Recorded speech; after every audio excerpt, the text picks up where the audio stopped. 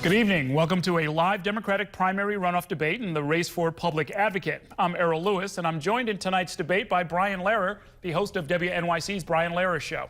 Tonight's debate is part of New York's official debate program for the 2013 elections, administered by the city's Campaign Finance Board. The board administers the city's public matching funds program, which is designed to strengthen the role of average New Yorkers and their small dollar donations in city elections. The CFB selects partners to bring the debates to New Yorkers. Tonight's debate is sponsored by New York One News, New York One Noticias, the Citizens Union of the City of New York, the Hispanic Federation, Citizens Committee for New York City, Gothamist, Transportation Alternatives, WNYC, and Time Warner Cable. And for those following us on Twitter, the hashtag we'll be using tonight is hashtag NYC2013. And of course, tonight's debate is being simulcast on WNYC Radio. That's AM 820 and FM 93.9.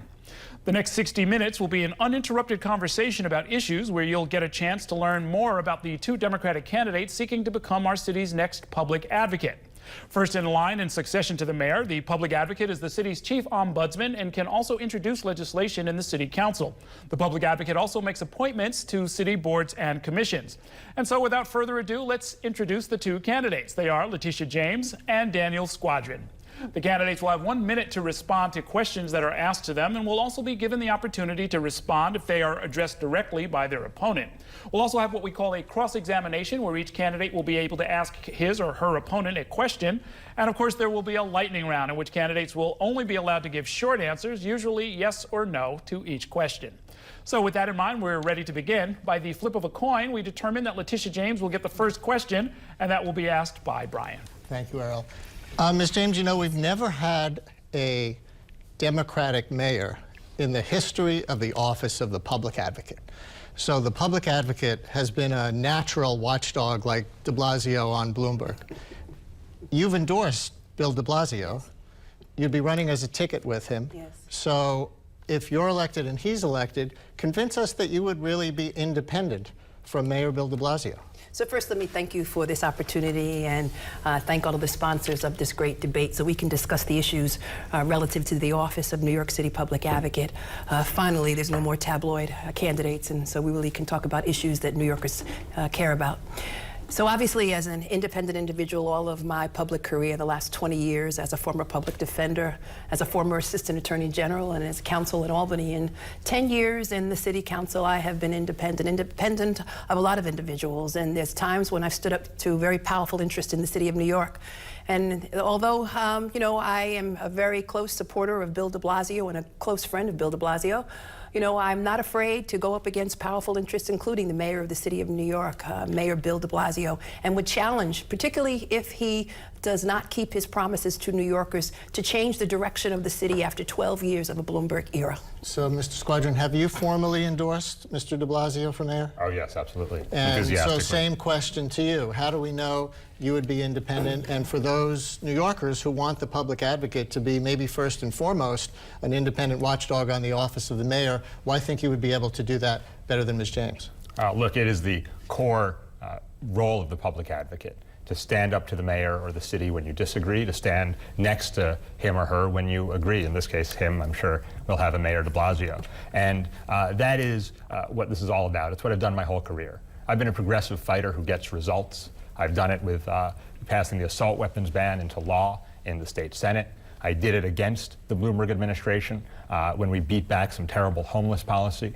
I did it working with the MTA to fix trains across the system. And that's exactly what I'm going to do as public advocate. You know, I have a plan to make the office more effective for children, families, everyday New Yorkers who need more out of City Hall.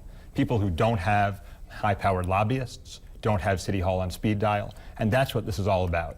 And I have to tell you, if I disagree with the mayor as public advocate, I'm going to take him on, and we're going to win. Quick follow-up for both of you. Yes. Can you name one policy area where you think you might be the most likely to need to keep the pressure on a Mayor de Blasio? So the issue for me in the city of New York is someone who has been independent and who has stood up against powerful interests. You know, I am the individual who stood with Bill de Blasio against the mayor of the city of New York who extended term limits. We took it all the way to the Supreme Court. And as you know, my record is clear, standing up to powerful developers who would change the character of communities in the city of New York. And I've consistently fought for affordable housing, not only in my district, but all throughout the city of New York. And I've stood up for children when the mayor wanted to close child care centers, when the mayor wanted to close schools, I took him to court. When the mayor of the city of New York wanted to close our firehouses and cut back on police in the city of New York, but there's I no stood one up to the particular mayor. policy area where you think, oh, maybe on this one, he might not be as strong as me. Well, you know, I am an ally of Bill de Blasio, the mayor-elect Democratic nominee, and clearly on issues that Bill de Blasio has made commitments to change the direction of the city of New York, I'm going to ensure that he keeps his promises past the Bloomberg era, 12 years of flawed policies in the city of New York, which have left countless number of individuals who are homeless and individuals living in below the poverty level in the city of New York. And briefly, Mr. Quadron, can you name one possible policy area? Well, it's inevitable. You know, public advocate is free of the bureaucracy. And the mayor controls the bureaucracy, whoever that is. And so inevitably, there are going to be times that you're going to have to take on a bureaucracy that the mayor either won't or can't. That's true when you talk about New York City public housing. It's true when you talk about getting parents more involved in their kids' schools in our school system. It's true when you talk about a jail system that has a crisis of cost and violence. And so there's no question that the structure of the mayor is the public advocate is necessary, because otherwise no one will do it. That's the most important thing. And you know, the really critical thing for New Yorkers to know is that they're going to be able to trust their public advocate to fight for them, whoever the mayor is. And if you look at the campaign, I do think that some issues have been raised about Councilmember James that raise real concerns. Well, you know what, we'll get to those in just a minute, but talk a little bit more about your vision for the office. Is the public advocate supposed to be a thorn in the side of the mayor, or are they supposed to also be a partner in government? Is it sort of a grab bag? How should voters try to conceive of the role of the public advocate? Well, look, and I would like to finish that thought, but I'll first describe the vision. So my plan for the office is all about making sure that you can take on issues no one else is. So I have a plan to get parents more involved in their kids' schools, a plan to make sure that foster kids who are too often left out of the political process and ignored by the political structures aren't anymore. I have a plan to make sure public housing residents who today are discouraged from organizing citywide, who today have to foot the bill for their policing twice because of a terrible agreement made with the city, don't have to do it anymore. The job of the public advocate isn't to be a thorn in the side of the mayor just to be a thorn. The job of the public advocate is to take on issues for the people who desperately need it and don't have anyone else. But in two of those cases, I mean, there's a whole army of parent advocates that are out there. Some are paid by nonprofits, some are paid by the city. There are a whole bunch of tenant leaders. Again, some are paid by nonprofits, some are paid by the city. To the extent that a public advocate would step in and try and work with or organize those people, inevitably you're going to have a clash with City Hall, right? Inevitably. On many issues you will. And what I found in my career is that when you take on those issues in ways that are strong and clear and productive, you can get real results. You know, after Sandy, there were real gaps in the city's plan, in the Bloomberg administration's plan, that were made clear. I took on City Hall, I went there, I got life-saving blankets and food. We filled in the gaps in that process. We were able to stand up to City Hall, and we were able to deliver results that made a difference for people who desperately needed it. So same question. So, you know, the Office of Public Advocate is checks and balances on the mayor of the city of New York. When a mayor wanted to extend nanny state, when he imposed a soda ban in the city of New York, recognizing that there was an obesity problem in the city of New York, I also recognize that in our public schools we do not have physical education. And so clearly, you know, I took that issue on and I challenged the administration. It's not really about what the vision for the office obviously is clear, but the question is, what have you done? Have you challenged the existing administration? I challenged him on term limits. I challenged him on the soda ban. I challenged him on the absence of affordable housing, the fact that there is a crisis in the city of New York and countless number of New Yorkers, unfortunately, are being squeezed out of communities. I've challenged him on economic development policies in the city of New York, which do not pay individuals a living wage. I challenged him and with the city council in passing sick leave in the city council. On a number of issues, I have stood up against powerful interest in the city of New York, and will do that as the next public advocate of the city of New York. I'd like to just say something about that, because it's really just not true in many ways. Councilmember James has voted with Mike Bloomberg 159 times in the city council, 98% of the time, has agreed with Mayor Bloomberg's bills. And you talk about the soda ban at the same time that Councilmember James was out there on the soda ban. She was taking corporate contributions, corporate PAC contributions from Coca-Cola, who was deeply vested. And I think that raises a real concern. You know, the public advocate has to be independent. I've never taken contributions from corporations or political action committees. I'm not doing it now. I'm the only candidate who doesn't. And I think that that is one of the most important things for a job that, you know, could claim to take on anything, but really must be trusted to take on those things that no one else is. So listen, I know this is a political season, and I know that the attacks are going to come, but no one has ever questioned my integrity.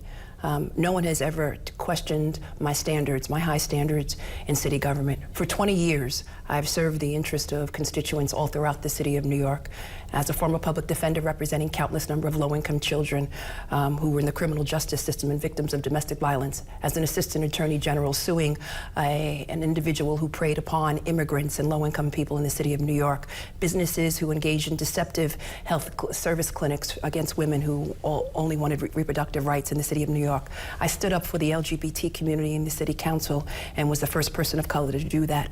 All throughout my career, I have maintained high standards and have never betrayed the trust of my constituents and would never do it, because I take the role of government very serious, and I recognize that the role of government, it has transformed my life, and that's the reason why I stand here before you today and am vying for the office of Public Advocate of the City of New York. It sounds like you already wanted to get into this, but it is time for the cross-examination. That's where we allow each candidate to ask a question of, of their opponent.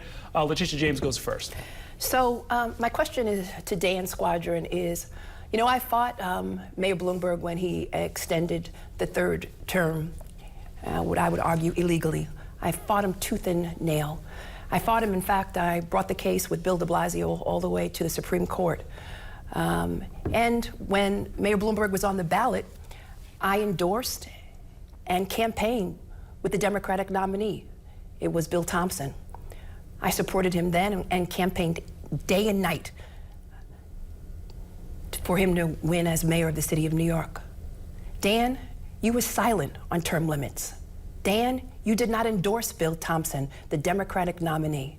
Dan, I recognize that you were a close ally of Mayor Bloomberg. In fact, you used to work for Mayor Bloomberg in the Department of Education.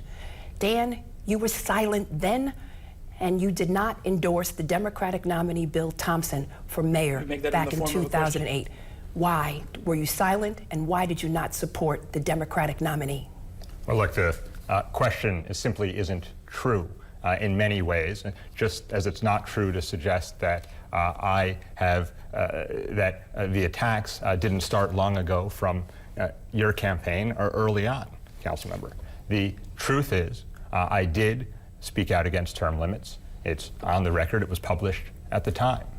The truth is that I have stood up to Mayor Bloomberg and won when it comes to homeless policy, when it comes to the fingerprinting of food stamp applicants. We've won. When it came to Sandy, which I talked about before, we were successful.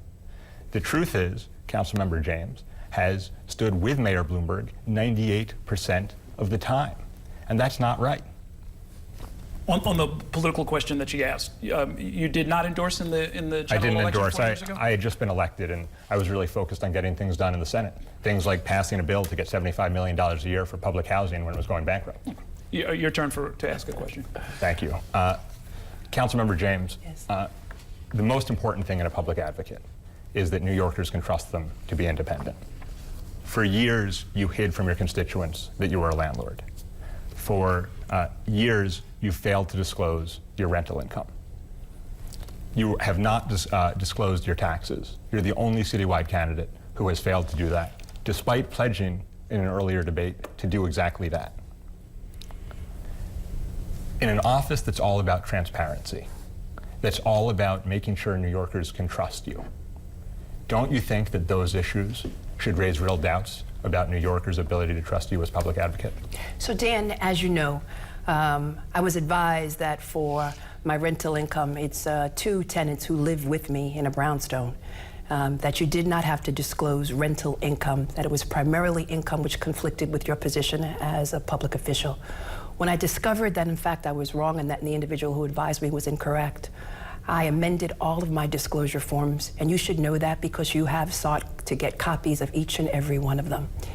In addition to that, Dan, as you know, I have challenged this administration over and over again. The record is clear.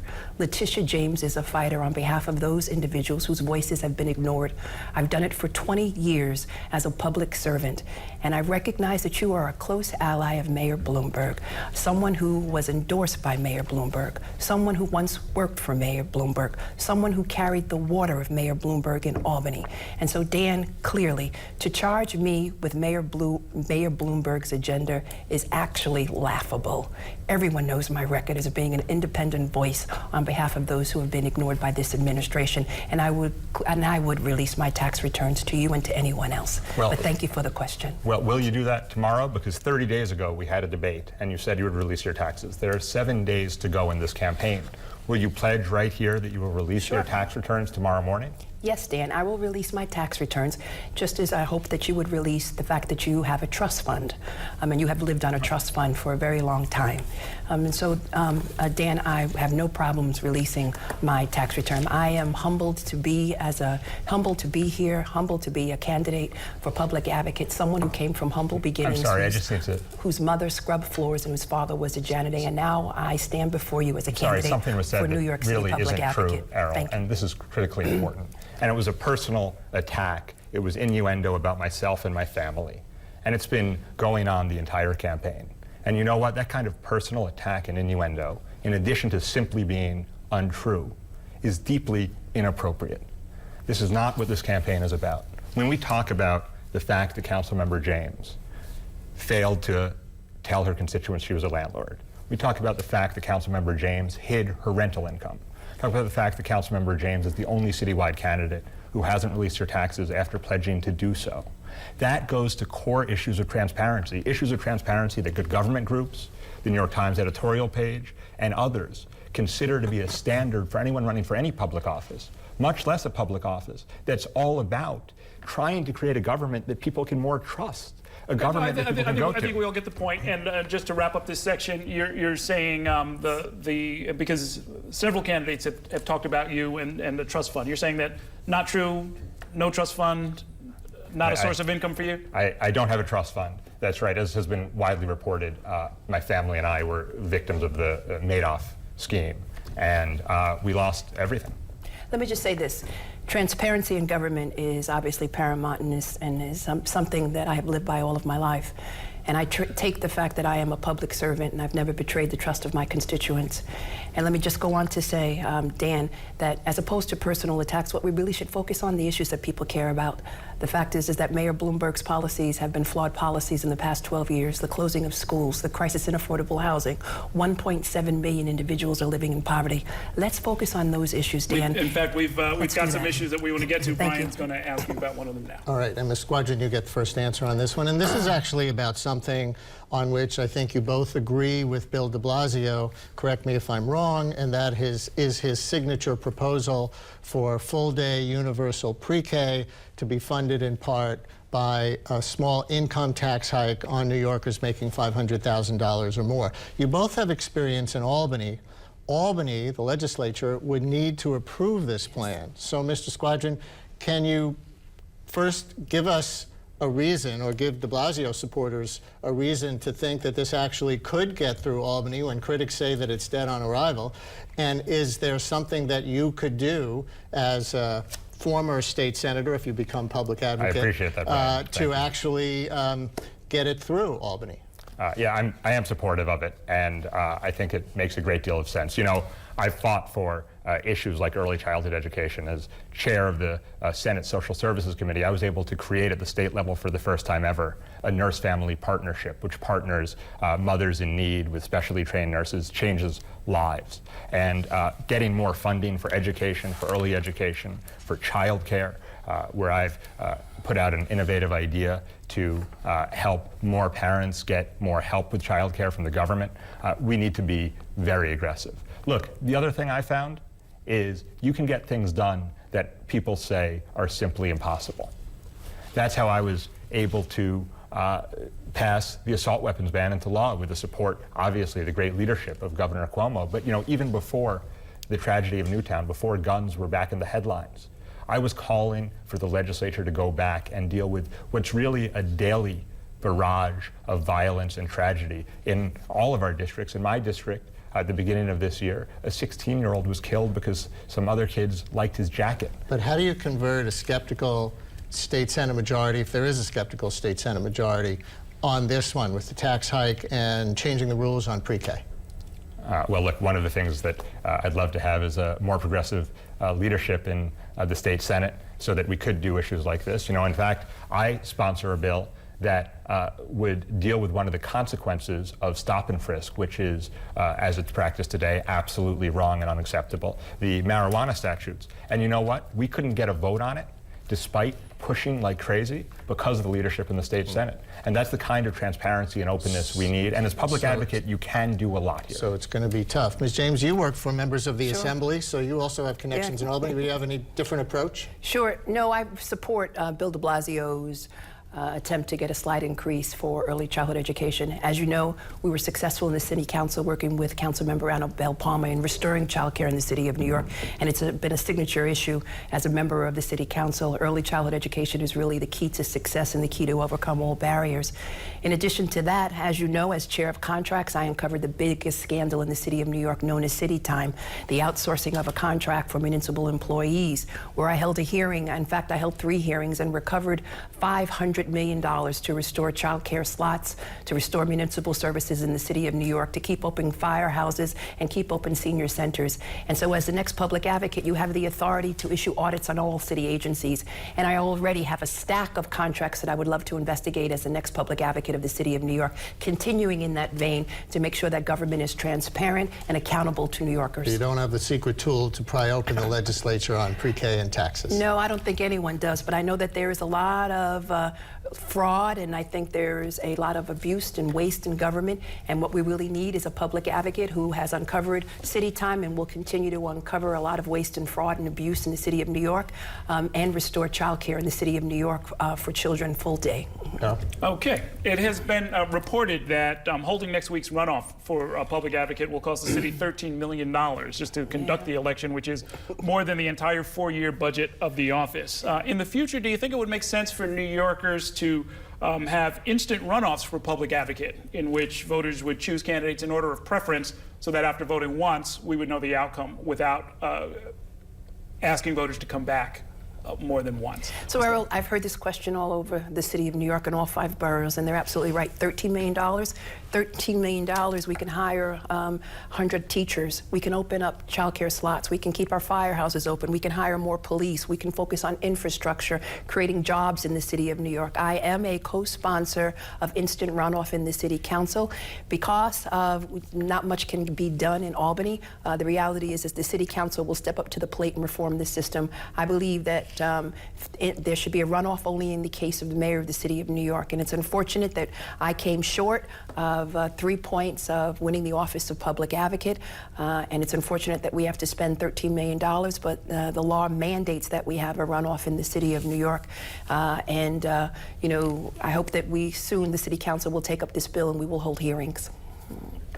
Well, I couldn't disagree more that it's impossible and we need to give up on getting important legislation passed. I was able to write and pass ethics reform legislation into law, and I'm proud of that. It's been part of my push for transparency, both personal transparency and releasing my own tax returns and being very careful in my disclosure statements, and broader transparency in government.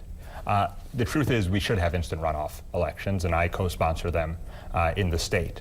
But it's also true that this office has a critical role to play. And the idea that this is not an important election is one that I really reject. You know, October 1st, we're going to be asking people to vote really a 3rd time this year. September 10th, October 1st, first week in November. It's a lot to ask of people who are busy, who have lives to lead. But I really do hope that as many people as possible participate.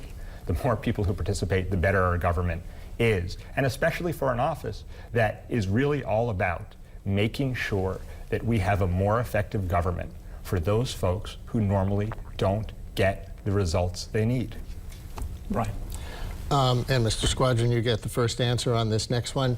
This is an important office in a number of ways, and one of them is that the public advocate is next in line to become mayor should anything happen to the mayor. Also, two of the only three public advocates have actually wound up as the Democratic nominee for mayor.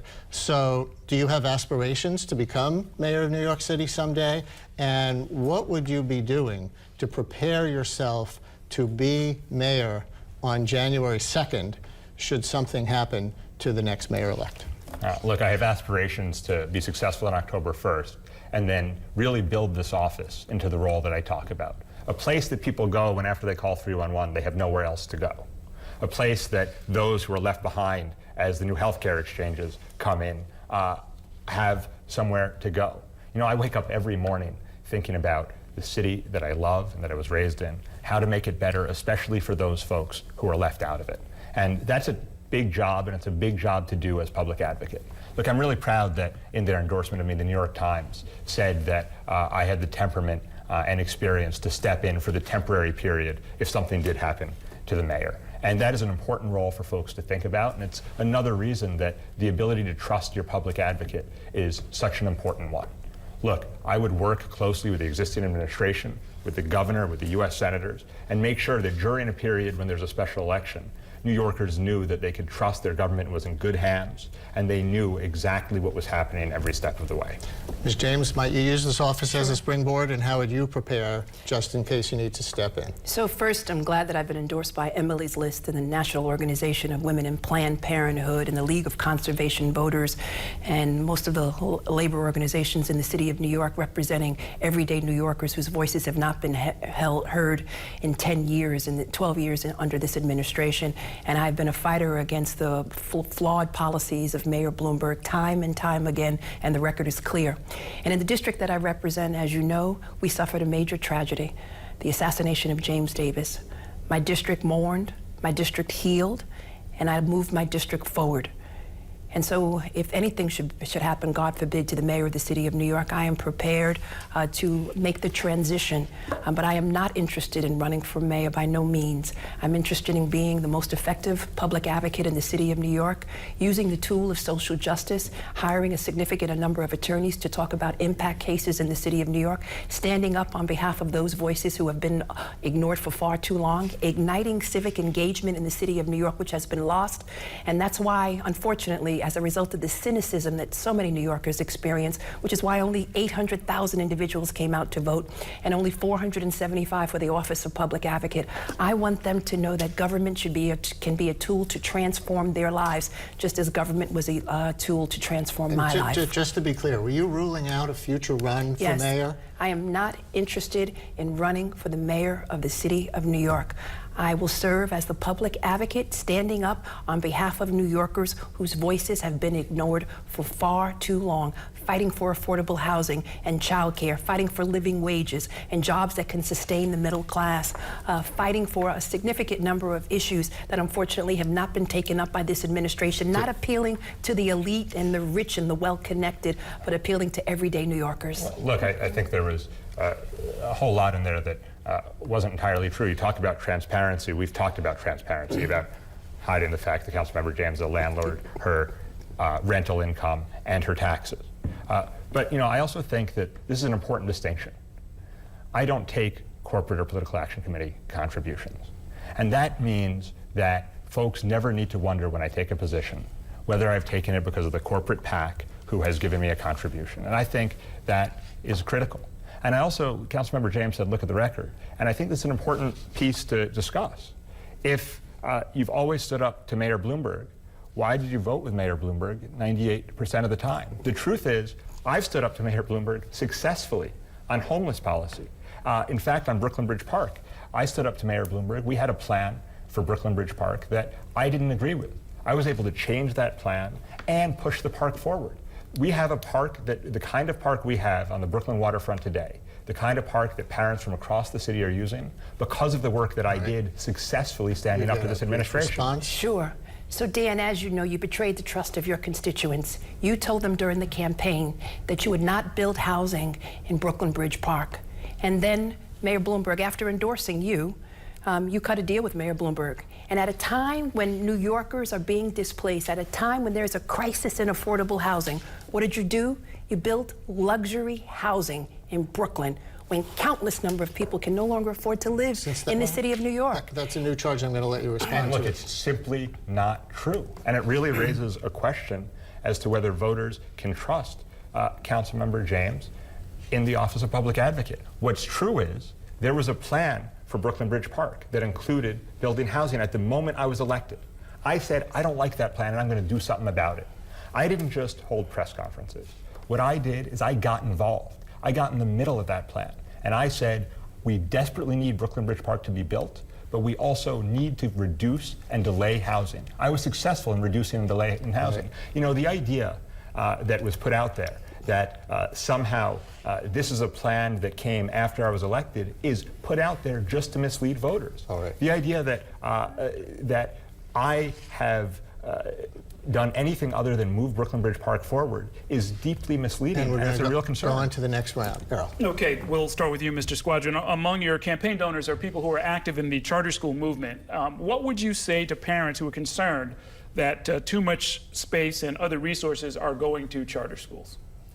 Look, I think our major focus in this city needs to be on educating every single student. That's 1.1 million school kids, the vast majority of whom are in traditional public schools. That's what I fought for when I successfully fought for funding for public education. It's what I fought for when I fought for a stronger voice for parents. When I worked with parents in my district who didn't have a good middle school, we were able to successfully create a middle school, which means hundreds of parents who didn't have an option that was comfortable for them or that they were sure of now do, not just from the elementary school, but also from a much broader neighborhood. I have a plan that focuses on special education students who are so often ignored in the system. My plan for the Public Advocate's Office deals with discipline in the schools, where too often there's a pathway from classrooms to prisons. My plan deals with trying to give parents a stronger voice in their children's education. Well, talk specifically, though, about charters and co-locations. I mean, this has been really kind of where that issue has gotten a lot of attention. And, you know, I mean, frankly, this question came from viewers. They said, look, it looks like he's getting money from people who are charter operators, who are active in the movement. Where does he stand on charters, and what's going to happen if he, as a major public voice, is going to be weighing in on co-locations and other issues? Now, look, there are some that are working for parents and students, and that's a good thing. But the truth is, I've seen in my district co-locations that don't make sense, where the traditional public school that was already in the building was going to be adversely affected. And I stood up and stopped and changed those co-locations. And that's what I would continue to do. You know, the truth is, we've seen too often that the new school coming in seems to be treated as the school at the front of the line. That's absolutely wrong. We've also seen, I believe, not enough focus on making the system better for all 1.1 million school kids. You know, the achievement gap in this city is the shame of the city. The fact that if you're a child with special needs or who doesn't speak English in your home, you're more likely not to graduate from high school than to graduate. That is the shame of the city. As public advocate, I'm going to take on those issues. I'm going to partner with parents. I'm going to stand up to an education bureaucracy that too often says to parents, we don't want you involved. You know, my wife and I are raising our 2.5-year-old son, and he's going to be going to public schools. If we're told that we have no voice in his education, we're going to pull our hair out. That's not okay. That has to change for all New Yorkers. Spoken like a parent. So I'm a proud graduate of public school. And so you were right. My opponent, Dan Squadron, has taken over $100,000 from charter school operators in the city of New York. And in fact, he carried the mayor's water in Albany. He was the first one of the Democrats to vote in support of mayoral control, to lift the cap on charter schools in the city of New York. And he really has been missing in action as it relates to co-locations in his district. And as someone who has challenged this mayor on the closing of schools, someone who recognizes that teaching to the test has not worked, someone who recognizes that there's an achievement gap that we have to focus on, that there is not physical education or arts and culture in our school. The 12 years of Bloomberg administration, his flawed policies, we have to get past. And what we do not need is a candidate for someone who is going to be the public advocate of the city of New York, who's going to continue the Bloomberg agenda in the city of New York. What we need is change, and I present change in the city of New York, a voice who has stood up on behalf of those who have been ignored. And as the public advocate of the city of New York, I would love to create a parental empowerment and engagement. I would love to be a public advocate on the ground, organizing individuals so that their voices are heard as it relates to public education in the city of New York, and who respects teachers and the professionals that they are. Well, look, that's just absolutely not true. What's true is that I've stood up against co-locations that don't make sense. I've partnered with parents in my district to create new schools. I've rolled up my sleeves and fought for more education funding successfully. I've gotten engaged in this issue, taken on fights, and been successful with them, trying to push forward education and the progressive values and opportunity that it provides. You know, it's really so important that attacks, especially unfounded attacks, don't drive a campaign like this. You know, the ability to trust what a public advocate or any public official says is so important. You know, the public advocate could claim to take on any issue they want and not actually get anything done on it. You need to know that your public advocate, when they take on a fight, is going to follow it through to its conclusion, is going to get a result that makes a difference in people's lives. You know, asserting something that isn't true doesn't make anyone's life better in the city. It doesn't make a city that's easier to make a life in for people who are really struggling. It doesn't deal with the affordability crisis or the achievement gap. It doesn't deal with the homelessness crisis, more homeless people than we've ever had in the history of the city. It doesn't deal with 500,000 New Yorkers in public housing who have to wait so long for housing repairs that the landlord would be fined into oblivion if it was the private housing market. And that's why it was so important that we build affordable housing in Brooklyn Bridge Park, and my opponent only built luxury housing. Okay. I urge everyone. Just Google is let's right. not go back to the Repeating point. something that isn't true will never make it true. You've given a whole tribe of reporters more than enough to look at. Thank you. The fact checking is going on as we speak. I'm sure we'll all hear about it on Twitter before the night is over. But right now we're going to move on to the lightning round. That's where Brian and I will ask the candidates a series of questions where the candidate will only be able to give a brief answer, usually just yes or no to each question. Take it away. All right, Ms. James, do you support congestion pricing? Yes.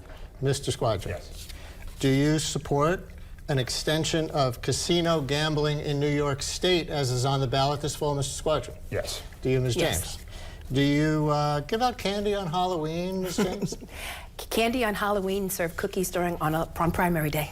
Do you? I do, and they're called Squadra bars. Have you ever been arrested, something else for the reporters to follow up on, what's in the Squadra bar? Have you ever been arrested as part of a political demonstration? No. Have you? Should the public advocate have a driver, Ms. James? No, I like to drive myself, or more importantly, take the subway. Mr. Squadron? It's certainly not necessary, no. Should medical marijuana, Mr. Squadron, be legalized in New York? Yes. Ms. James? Yes. Okay. Picking up right there, first for you, Ms. James, have you ever tried marijuana recreationally? No, because I recognize unfortunately, the dangers of drugs that unfortunately have had an adverse impact on the city of New York. Mr. Squadron. I have. Really? Mr. Squadron, what is learn something new, right? What's the last book you read? A book called Justice by, and I'm trying to remember, by Michael Sandel. Oh, yeah. Simple Justice, on the story of the Civil Rights Movement and Thurgood Marshall. Okay. Ms. James, what was your favorite band growing up? The Jackson 5. I fell in love with Jermaine. The tall one. The Beastie Boys. The Beastie Boys. Senator, should Assembly Speaker Sheldon Silver step down? No. Yes. Ms. James, what is your favorite city to visit outside of New York? I like Atlanta, Georgia. Senator. Can I answer New York? Outside of New York City. And I like Portland, Maine. There you go. Senator Squadron, what city noise would you try to reduce if you could do so as public advocate? Oh, that's a great question. You know, there's Let's hear the noise. street construction if it were possible. The same, street construction. Okay. Ms. James, have you ever traveled to Cuba? No. No. Senator, should bridges, roads, and other public spaces ever be named after someone who is still alive?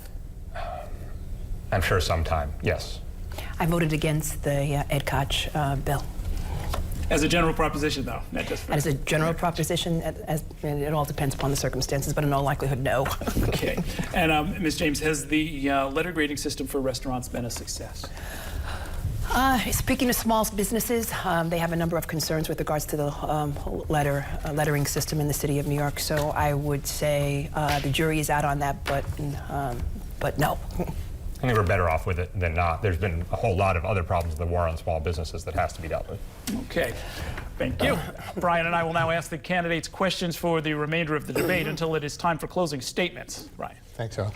Ms. James, there's been so much focus on stop and frisk in the races this campaign season and how people would dial it back. Yeah. So I wonder if you also, as public advocate, would have a public safety agenda to reduce crime further than the last administrations have already cut it back. Yes. So I was happy to vote to override the mayor's veto on the Community Safety Act to reform stop and frisk and to ban racial profiling in the city of New York. But moving forward, I've worked with Commissioner Kelly for surveillance cameras. That was the first initiative when I came to the city council, and now city council members are in a position to provide discretionary dollars for surveillance cameras in the city of New York, and Commissioner Kelly gives me credit. In addition to that, community policing is absolutely critically important in the city of New York.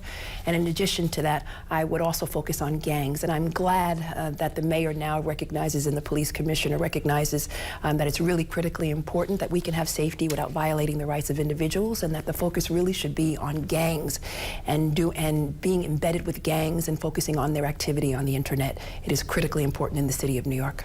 Mr. Squadron, same thing, a positive crime reduction agenda, not just dialing back stop and frisk?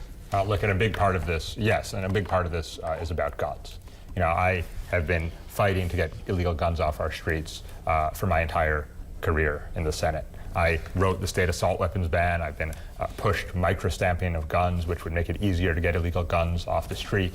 I've called for special legislative action to deal with the scourge of gun violence. I've seen too many kids in my district and across the city who are killed by gun violence. You know, the truth is, across the city, communities are dealing with this issue. And some of the things they're doing, some of their initiatives are really making sense. An anti-violence initiative in my district on the Lower East Side at a place called Compost Plaza that was and still is in many ways beset by gun violence has had a real effect. One of the things the public advocate has to do is partner with communities and individuals that have good ideas and figure out how to give them a citywide pressure and platform to make them reality.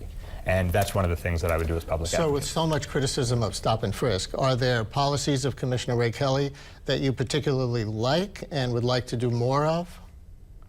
Look, I think that when you look at some of the counterterrorism, with the major exception of the surveillance of the Muslim community, which I have serious concerns about, but the focus on having something in the city, I think that that is the right idea, although again, in the case of Muslim surveillance, I strongly disagree with what they've done. Something in the city, a particular anti-terrorism program that you do like? Because that's the one that gets all the press. Look, I think that overall, if you look at the way in which they've been able to focus resources in a way that creates a real presence, I think that's been effective. Ms. James, same question. So the issue of the surveillance of the Muslim community is unconstitutional and illegal, and really the NYPD really should cease and desist and do it in accordance with the law and the Constitution.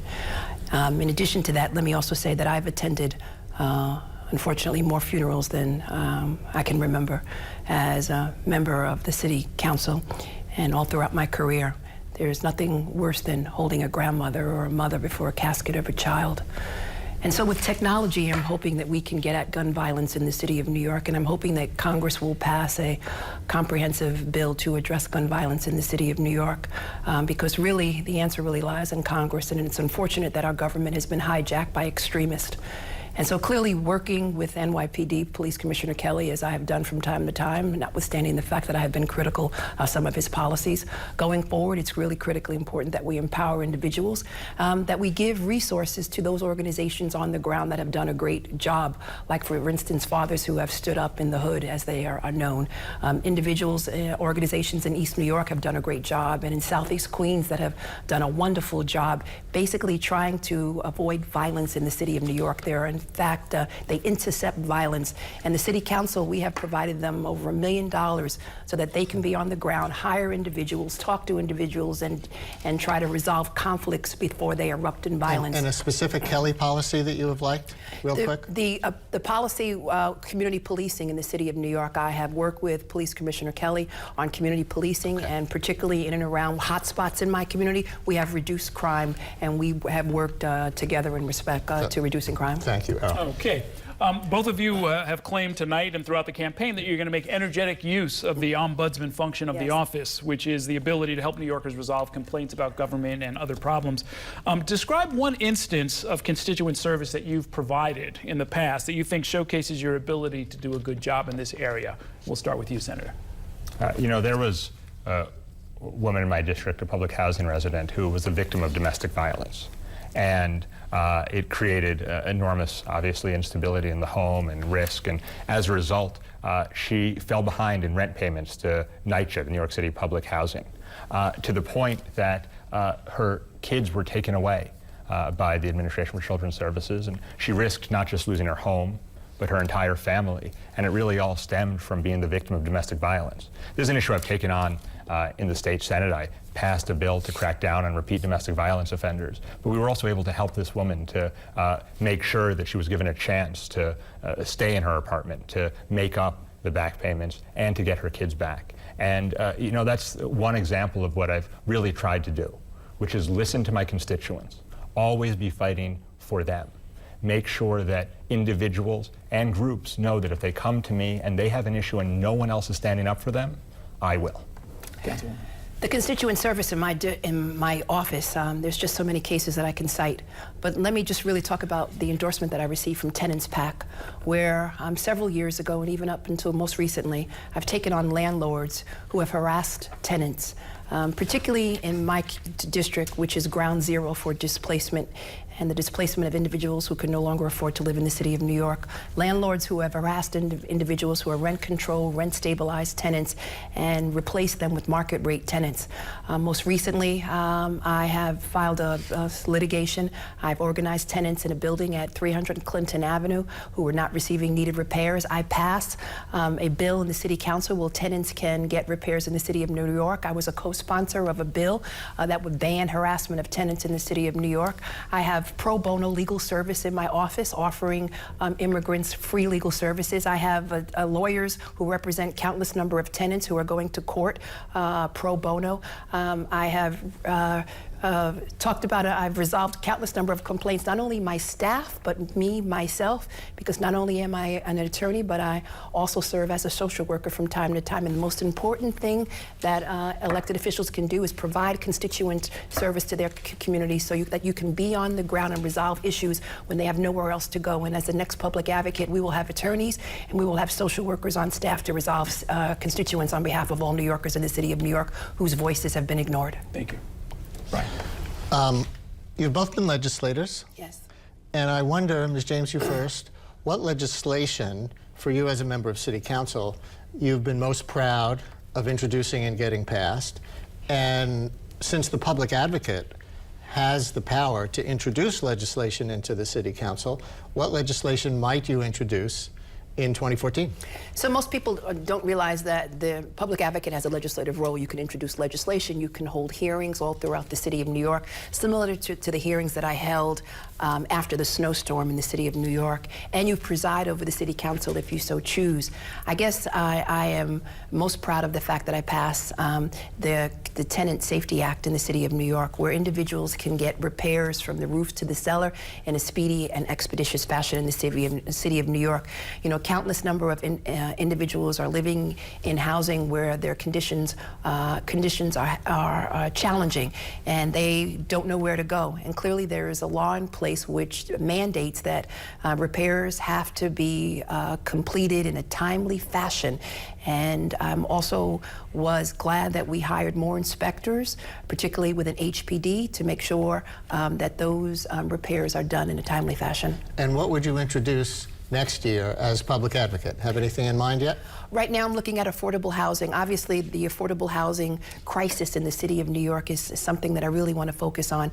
I want to focus on the growing income inequality. As you know, most recently, I led a rally on behalf of fast food workers in the city of New York, and it's really critically important that we change our economic development policies in the city of New York. What would the bill say? So the bill basically would say the following, that if in fact we provide any developer any resources in the city of New York, that we would have to pay individuals a living wage in the city of New York. I think that's really critically important. The living wage bill that we passed in the city of New York only captured a small audience, and I really want to expand the living wage bill in the city of New York. And in addition to that, if any landlord gets any subsidies in the city of New York, they would have to remain in the Mitchell-Lamo or in the rent control, rent stabilized program in the city of New York. All right, Mr. Quadrin, same question. You've been in the state Senate. What legislation are you the most proud of that you actually got passed? And what would you introduce into a new venue, City Council, if you're public advocate?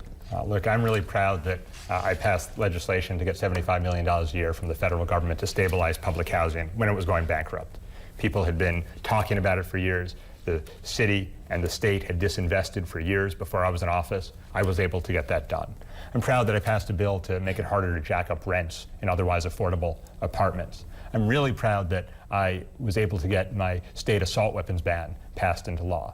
I talked about the domestic violence bill before. I'm proud of that. You know, I have always tried to focus on and pass bills that are really needed, that others thought weren't possible to get passed. As public advocate, I would introduce a bill on making community education councils, the parent groups for public schools, stronger and partnering them with a public advocate. I would introduce legislation to require a living wage for employees of large corporations like Walmart and fast food restaurants who today are forced into poverty. But, you know, I also want to say about what Councilmember James was talking about. You know, Councilmember James talks about taking on bad landlords, but she also took thousands of dollars from one of the worst landlords in the city, Josh Gutman. Councilmember James talks about dealing with development projects differently. Councilmember James also has taken contributions on development projects that are before her in the city council. And, you know, I really think that it raises a concern about whether, as public advocate, Councilmember James will be willing to take these fights on. Well, the question was about what legislation you would introduce, but now you get a chance to respond since you were attacked. Sure. Listen, no one has questioned my integrity, but I recognize that we are in a political season, and so the attacks will come. And clearly, my record is clear. I've taken on powerful interests and powerful developers in the city of New York.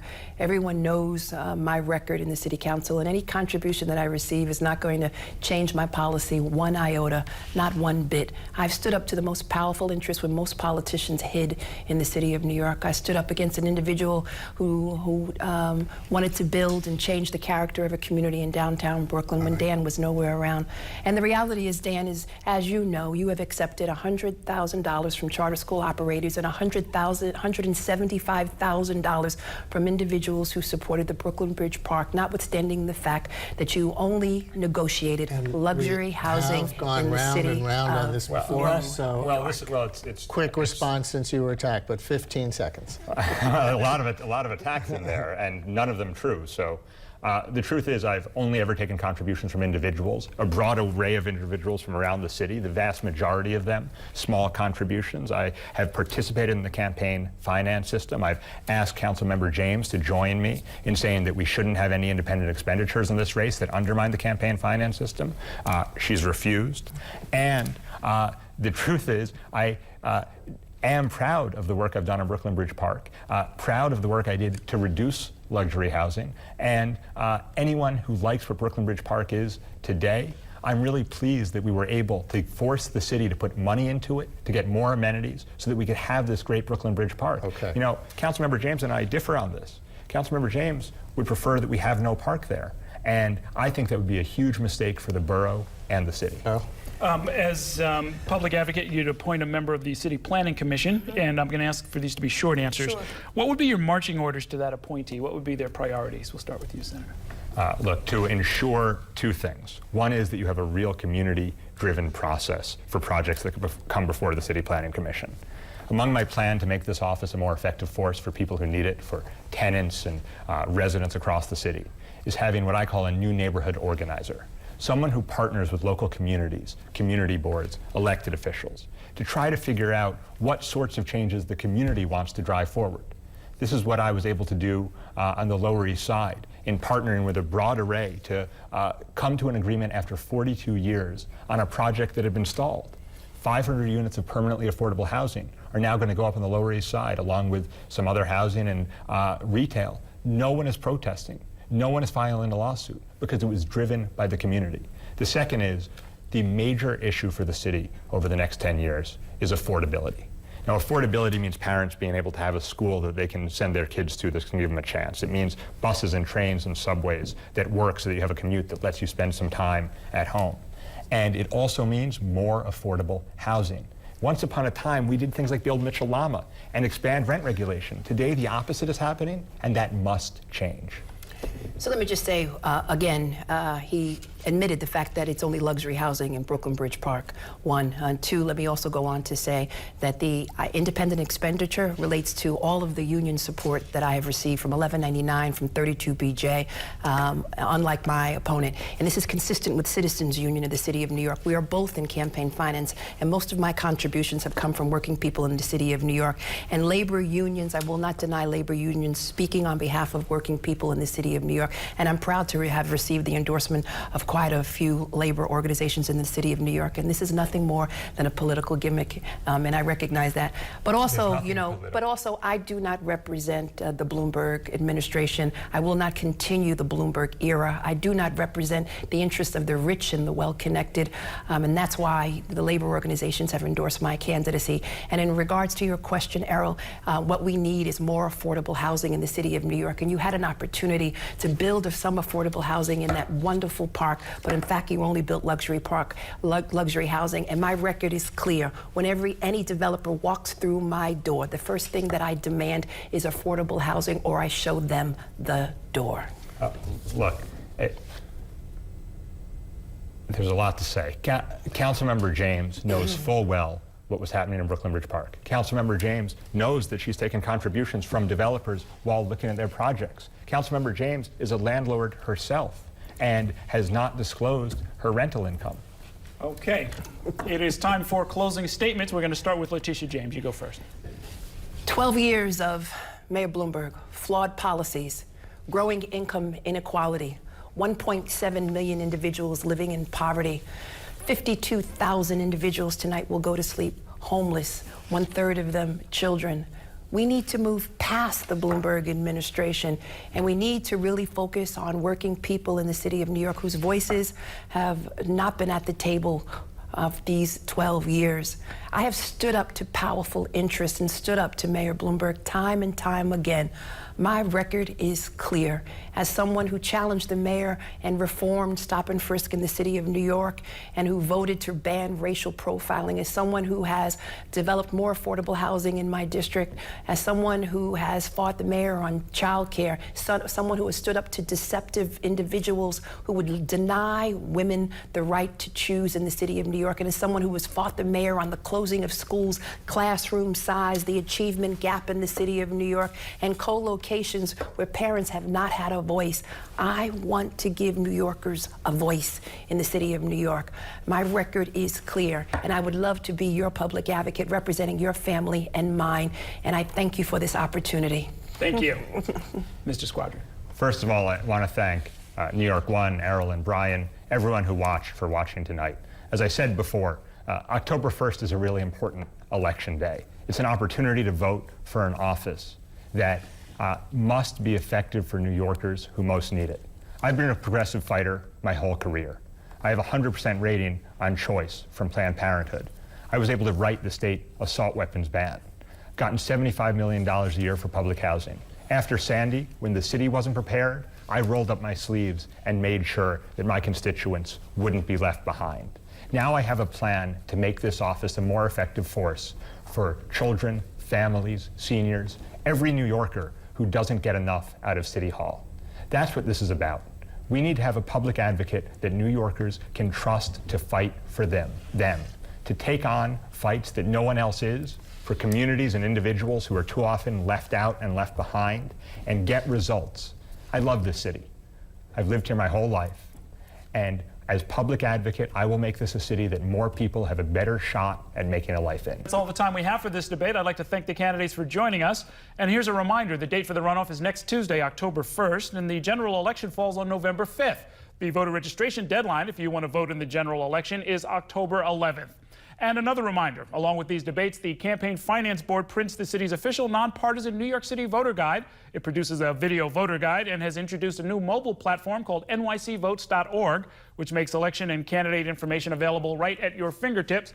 That's all available at the board's website, www.nyccfb.info. Thanks so much for watching, and have a great evening. This has been a special presentation of New York One News and New York One Noticias. A special thanks to the New York City Campaign Finance Board, Citizens Committee for New York City, Citizens Union of the City of New York, Gothamist, Hispanic Federation, Transportation Alternatives, WNYC, and Time Warner Cable.